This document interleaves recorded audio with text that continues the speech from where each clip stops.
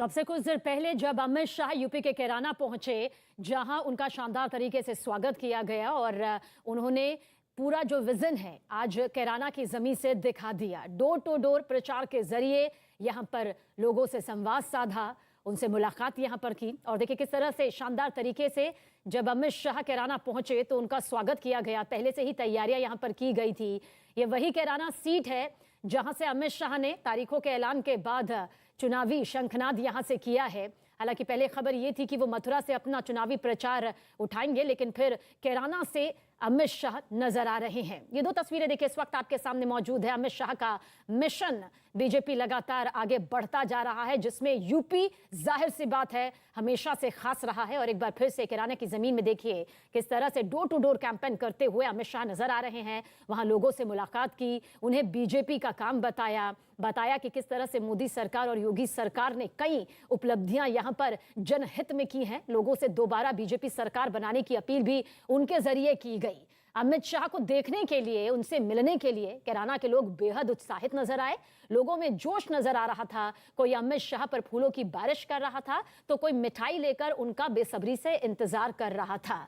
कैराना से एक बार फिर से मृगंका पर दांव खेला गया है। हालांकि पिछली बार एसपी के प्रत्याशी से उन्हें हार खानी पड़ी थी, लेकिन एक बार फिर से उम्मीद यहां पर जरूर है बीजेपी को, क्योंकि ये वही कैराना है जिसका मुद्दा जब 2016 में उठाया गया था। तो इस मुद्दे के चलते 2017 में किस तरह से बीजेपी की प्रचंड जीत में सबसे महत्वपूर्ण भूमिका कैराना के मुद्दे ने उठाई थी, वो पलायन का मुद्दा जो बीजेपी ने सबसे प्रमुखता के साथ रखा था। हालांकि कैराना सीट हाथ से निकलने की टीस बीजेपी में नजर आई, लेकिन अब वो टीस की भरपाई भी देखिए किस तरह से की जा रही है। तो कैराना में डोर टू डोर कैंपेन की तस्वीर है, जिसके बाद अमित शाह ने विपक्ष पर निशाना भी साधा। पलायन का मुद्दा उनके जरिए उठाया गया और कहा योगी राज में पलायन करवाने वाले खुद पलायन कर गए। यही कोरोना है, कैराना है, जहां पहले से लोग पलायन कर रहे थे। आज मैं जब राउंड लेने निकला, उन्होंने कहा मोदी जी की कृपा हो गई, भाजपा की सरकार बनी, योगी जी ने कानून और व्यवस्था को सुधारा है, हमें पलायन करने वाले पलायन कर गए हैं। ये जो आत्मविश्वास उत्तर प्रदेश की जनता में मैं देख रहा हूं, मुझे लगता है कि आने वाले दिनों में उत्तर प्रदेश भारत का सबसे विकसित राज्य बनने जा रहा है। आज अभी मैं मित्तल परिवार के साथ बैठा था, कभी उनको भी पलायन करना पड़ा था।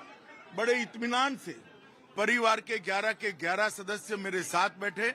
उन्होंने कहा अब हमें कोई भय नहीं है, सब शांति से यहाँ अपना व्यापार कारोबार कर रहे हैं। मैं उत्तर प्रदेश की जनता को बताना चाहता हूँ कि उत्तर प्रदेश में कानून और व्यवस्था की स्थिति को बरकरार रखना है। उत्तर प्रदेश में तुष्टीकरण को खत्म करना है।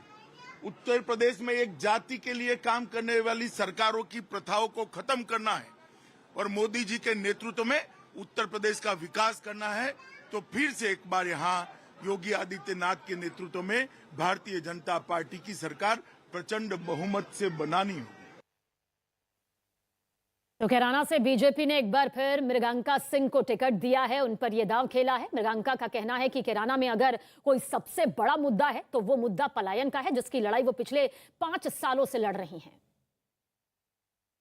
पलायन मुद्दा है क्योंकि पहले आपने 2017 के चुनाव में भी ये मुद्दा उठा था खूब, और अब फिर से इसकी चर्चाएं हो रही हैं। पलायन तो अब अपराधियों का हुआ है पिछले 5 वर्षों में। जब से भारतीय जनता पार्टी की सरकार 2017 में बनी है और योगी जी के कुशल नेतृत्व में यहाँ पर जो उन्होंने एक ज़ीरो टॉलरेंस का व्यवहार किया है, तो पलायन अपराधियों का कैराना से हो चुका है। लेकिन जो आपके प्रतिद्वंदी हैं, जो हसन फैमिली है, अभी हम इकरा हसन से बात कर रहे थे, नाहिद हसन जेल में, वो कह रही हैं कि पलायन हुआ ही नहीं, कुछ लोग आर्थिक मजबूती के लिए गए थे, वो इसको खारिज करती हैं।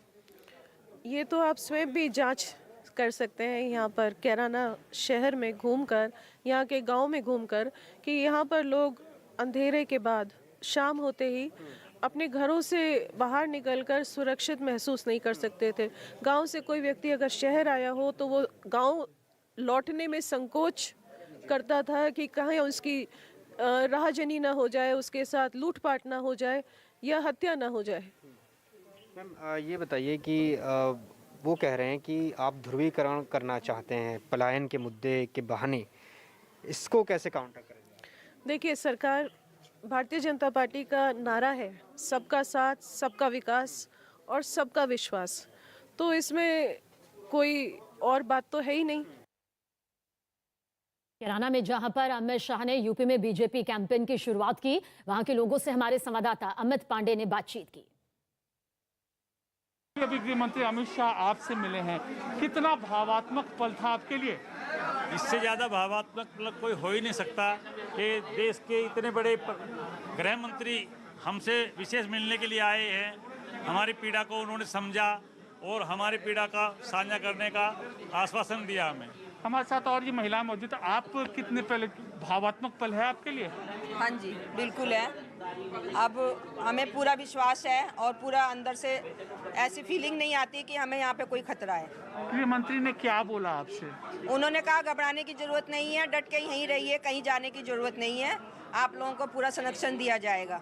आपकी क्या कहानी थी? आप कब पलायन किया था और कब वापस आके बसे? सन 14 में किया था और बीजेपी के आने के बाद वापस आए थे। आप लोग आपस में पत्नी है। ये बताइए कि अब गृह मंत्री यहाँ पर आ रहे हैं, उस पल को आप कैसे बयां कर रही हैं? ऐसा लग रहा है कोई देवता उतर के आ गया ऊपर से, जमीन पे से, आसमान से कोई देवता उतर के आ गए हमारा दुख सुख बांटने के लिए। उन्होंने हमारे दुख को समझा, हमारे साथ अपने कुछ समय व्यतीत किया, हमारे दुख में सहभागी हुए।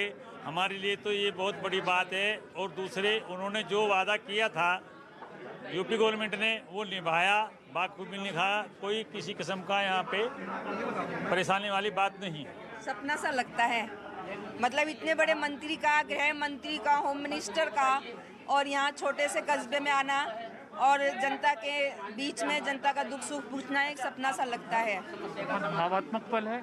हाँ जी, बहुत। अब आगे क्या सोचा है आपने? क्या सोचा है? क्या रहेंगे यहीं पे, रहेंगे आराम से, डटे हुए कोई हैं, दिक्कत ही नहीं है। हर समय सबके साथ हैं और उम्मीद करते हैं कि सब कुछ पहले जैसा ही रहेगा, अच्छा रहेगा। तो एक तरफ जहां अमित शाह कैराना में थे, तो दूसरी तरफ सीएम योगी आदित्यनाथ ने लखनऊ से चुनाव प्रचार की कमान संभाली। बीजेपी उत्तर प्रदेश में चुनावी प्रचार करने के लिए एलईडी रथ लेकर आई है और सीएम योगी आदित्यनाथ ने इस चुनावी रथ का उद्घाटन किया। तस्वीर इस वक्त आपके सामने। चुनावी रथ के जरिए यूपी के 403 विधानसभा सीटों पर बीजेपी का चुनाव प्रचार होगा। मुख्यमंत्री योगी आदित्यनाथ समेत केंद्रीय मंत्री अनुराग ठाकुर, प्रदेश अध्यक्ष स्वतंत्र देव सिंह समेत बीजेपी के बड़े नेता भी इसमें शामिल हुए।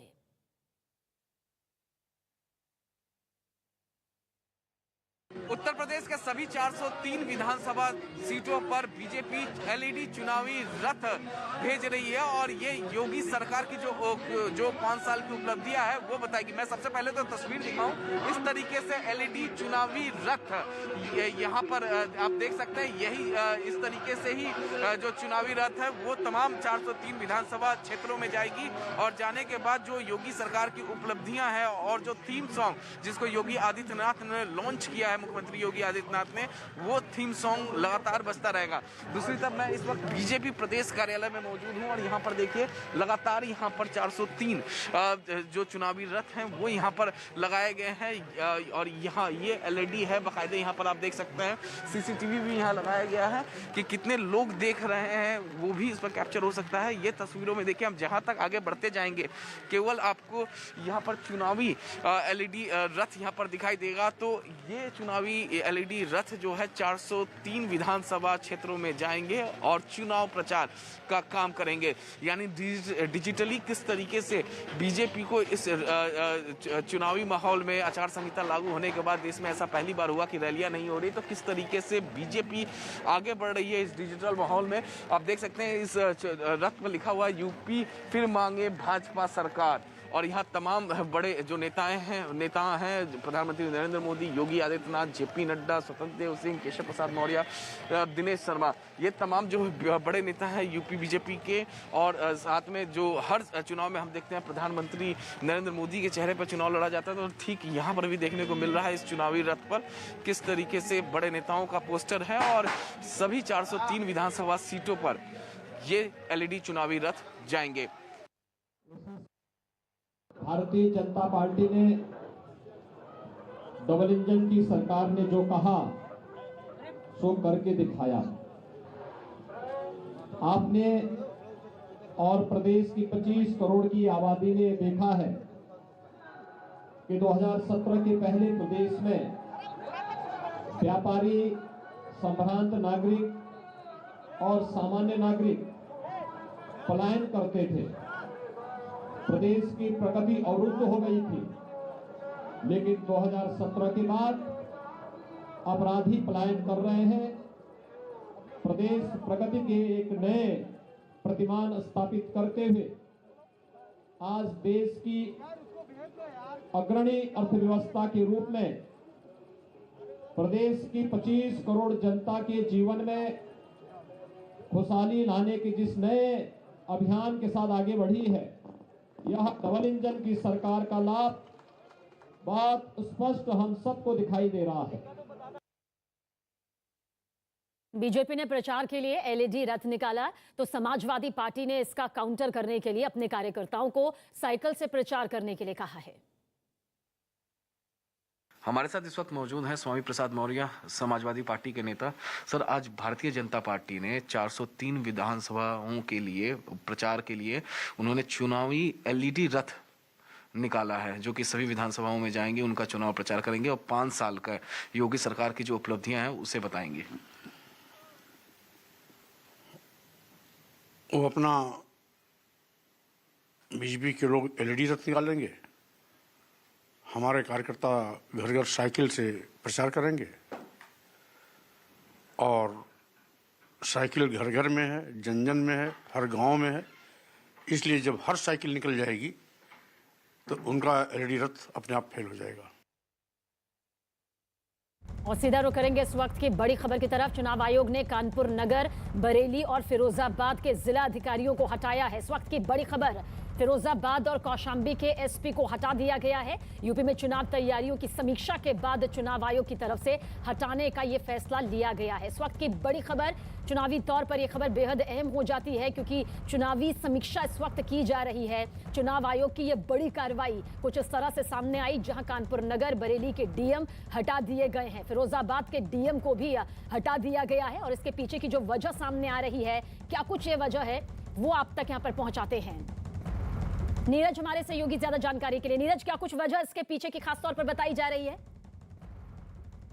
देखिए, सीधे तौर पे कोई वजह का जिक्र नहीं है ऑर्डर में, लेकिन ये जरूर लिखा गया है ऑर्डर में कि चुनाव आयोग ने तैयारियों की समीक्षा की थी और उस समीक्षा के बाद ये तय किया गया है कि उत्तर प्रदेश के 3 जिलों में डीएम का ट्रांसफर किया जाएगा। फिरोजाबाद, कानपुर नगर, बरेली और फिरोजाबाद और शामली के एसपी को हटाने का फैसला चुनाव आयोग ने किया है। कह सकते हैं कि एक कार्रवाई की गई है इन अधिकारियों के खिलाफ, क्योंकि चुनाव आयोग को लगता था कि चुनाव की तैयारियां जैसे इन जिलों में होनी चाहिए थी, वैसी तैयारियां जिलाधिकारी और एसपी ने नहीं की थी और इसलिए इनको हटाने का फैसला चुनाव आयोग ने किया है। तो कह सकते हैं कि एक कार्रवाई चुनाव आयोग ने इन अधिकारियों के खिलाफ की है।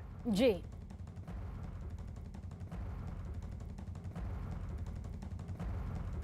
हर नागरिक को हर एक की समृद्धि और प्रदेश के सर्वांगीण विकास से आगे बढ़ाते हुए उत्तर प्रदेश को देश की नंबर 1 अर्थव्यवस्था के रूप में स्थापित करने के लिए प्रदेश की जनता को प्राप्त होगा।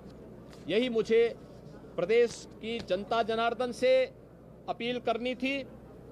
हमारी सरकार ने प्रदेश के अंदर विकास का एक मॉडल खड़ा किया, सुरक्षा का एक मॉडल खड़ा किया। ये वही पश्चिमी उत्तर प्रदेश थे जहां दंगे होते थे, महीनों महीनों कर्फ्यू रहता था। आज वहां पर सुरक्षा का एक बेहतरीन वातावरण, आज वहां पर कावड़ यात्रा निकलती है, आज वहां दुनिया का सबसे बड़ा एयरपोर्ट जेवर में बनता है, आज सहारनपुर में मां शाकंभरी के नाम पे विश्वविद्यालय बनता है, राजा महेंद्र प्रताप सिंह जी के नाम पर अलीगढ़ में विश्वविद्यालय की स्थापना होती है, बुलंदशहर में सरदेव कल्याण सिंह जी के नाम पर मेडिकल कॉलेज की स्थापना होती है, एटा में मेडिकल कॉलेज की स्थापना होती है, कासगंज में मेडिकल कॉलेज की स्थापना हो रही है। हर एक जनपद में मेडिकल कॉलेजेस की स्थापना की दिशा में प्रदेश सरकार आगे बढ़ रही है। मेजर ध्यानचंद जी के नाम पर सहारनपुर में स्पोर्ट्स यूनिवर्सिटी की स्थापना होती है। फिल्म सिटी का निर्माण, medical device park, toy park, ये सभी आज प्रदेश के अंदर बन रहे हैं। विकास के इस नए मॉडल के साथ उत्तर प्रदेश तेजी के साथ आगे बढ़ रहा है और मैं विश्वास के साथ कह सकता हूं, विकास, सुरक्षा और समृद्धि का यह मॉडल उत्तर प्रदेश एक बार फिर अंगीकार करेगा और भारतीय जनता पार्टी की प्रचंड बहुमत की सरकार बनाने में अपना योगदान देगा। धन्यवाद जी।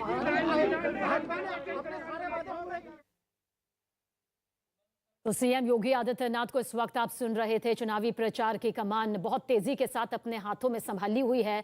बुलंदशहर की ये तस्वीर इस वक्त आपके सामने मौजूद है। 7 विधानसभा सीटें इसके अंदर में आती हैं और 7 को जीतना एक बड़ी चुनौती, एक बड़ी जिम्मेदारी, और उसी प्रचार को आगे बढ़ाते हुए सीएम योगी आदित्यनाथ।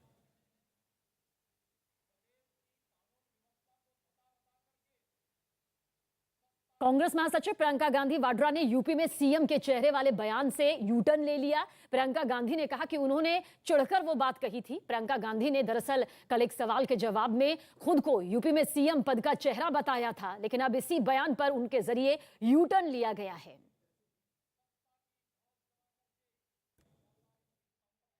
आपको किसी और का चेहरा दिख रहा है जी यूपी में कांग्रेस पार्टी की तरफ से? जी, तो फिर अब दिख तो रहा है ना सब जगह मेरा चेहरा जी।